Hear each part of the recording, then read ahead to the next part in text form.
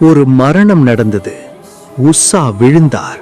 முழு இஸ்ரவேல் பயந்தது. தாவீது கூட கலங்கினார். இந்த பெட்டி என்னிடத்தில் எப்படி வரும் என்று அவர் சொன்னார். அப்போது ஒரு மனிதன் முன்வந்தார். அவரின் பெயர் ஓபேத் ஏதோம். அவர் பயந்து ஓடவில்லை.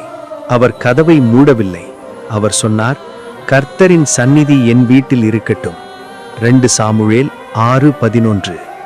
3 மாதங்கள், 3 அமைதியான மாதங்கள். ஆனால் பரலோகத்தில் கணக்கெடுக்கப்பட்டது. வேதாகமம் சொல்கிறது, கர்த்தர் ஓபேத் ஏதோம் வீட்டையும் அவனுடைய எல்லாவற்றையும் ஆசீர்வதித்தார். அது ஒரு அரை ஆசீர்வாதம் இல்லை, அது முழு வீட்டு ஆசீர்வாதம்.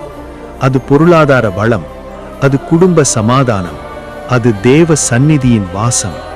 கேளுங்கள், தேவ சந்நிதி இருக்கும் இடத்தில் சாபம் தங்காது.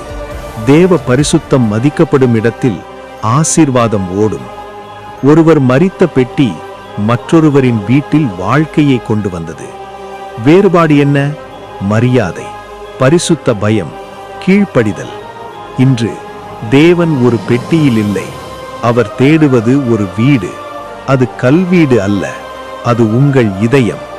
உங்கள் வீடு ஓபேத் ஏதோம் வீடு ஆகுமா, அல்லது உஸ்ஸாவின் இடமா? தேவ சந்நிதி வந்தால் அது தீர்ப்பா அல்லது ஆசீர்வாதமா?